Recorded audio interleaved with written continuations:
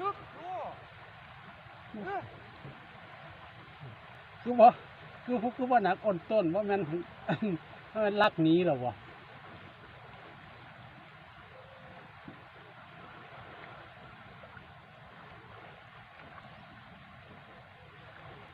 ไม้เราทีผม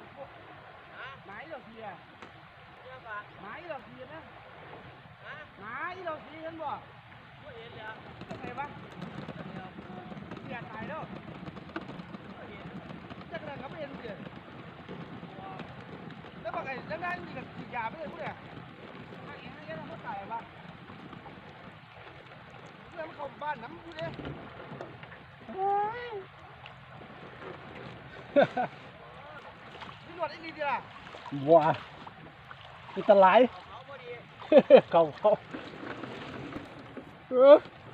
เสียงจีดี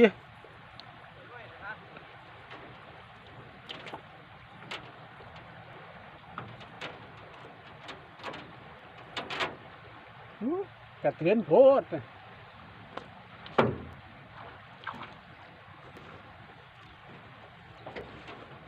พัน